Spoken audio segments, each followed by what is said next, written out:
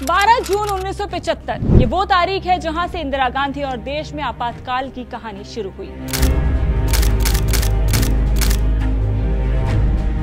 इस तारीख के बाद ही ऐसी स्थिति पैदा हुई और फिर आया वो पल जब पूरा भारत इमरजेंसी यानी कि आपातकाल की चपेट में आ गया। तो बात शुरू होती है 1971 से, जब लोकसभा चुनाव में रायबरेली सीट से इंदिरा गांधी के खिलाफ समाजवादी नेता राजनारायण ने चुनाव लड़ा था।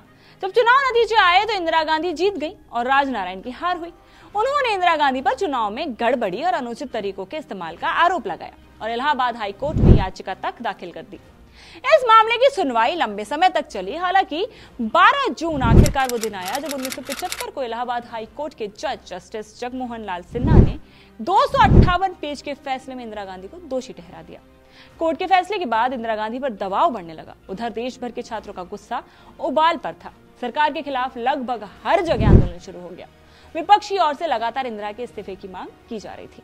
इंदिरा गांधी के करीबी लोगों में से एक आर.के. धवन ने 2015 में अपने एक इंटरव्यू में कहा था कि कोर्ट का फैसला आने के बाद इंदिरा ने इस्तीफा देने का मन बना लिया था। बकायदा उन्होंने अपना इस्तीफा टाइप भी करवा लिया था। लेकिन 25 जून की आधी रात को सबको चौंकाते हुए उन्होंने अचानक देश में इमरजेंसी लागू कर दी। धवन का कहना था कि सबसे पहले 8 जनवरी 1975 को पश्चिम बंगाल के मुख्यमंत्री सिद्धार्थ शंकर रे ने इंदिरा गांधी को इमरजेंसी लगाने का सुझाव दिया था। हालांकि उस वक्त तक ऐसा नहीं लग रहा था कि देश में कभी भी इमरजेंसी लगाई जाएगी। वहीं दूसरी तरफ जयप्रकाश नारायण सत्ता के खिलाफ आंदोलन की अगुवाई कर रहे थे। 25 जून को दिल्ली के रामलीला मैदान की रैली ने देश के राजनीतिक हालात को पूरी तरीके से बदल दिया था।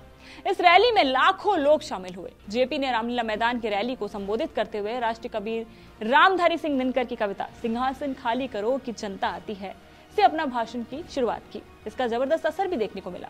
सत्तासीन लोगों के पांव के नीचे से जमीन हिल गई और इस बात का अंदेशा नहीं था कि रामलीला मैदान में लोगों की इतनी बड़ी भीड़ जमा हो जाएगी।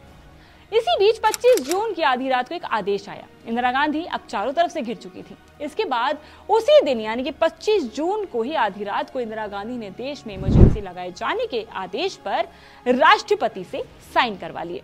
रातों रात विपक्ष के बड़े बड़े नेताओं को गिरफ्तार किया गया। खबरों के प्रसारण पर रोक लगाने के लिए 25 जून की रात अखबारों के दफ्तर की बिजली काट दी गई। प्रेस पर भी पाबंदियां लागू कर दी गई। 26 जून की सुबह उन्होंने रेडियो के माध्यम से देशवासियों को इसकी जानकारी दी। 25 जून 1975 से 21 मार्च 1977 तक करीब 21 महीने तक देश में इमरजेंसी लागू रही।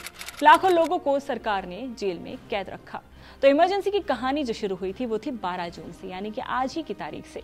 तो ये थी अभी की खबर। ऐसी तमाम अपडेट्स हम आपके लिए लाते रहेंगे। जुड़े रहिए इंडिया टीवी के साथ।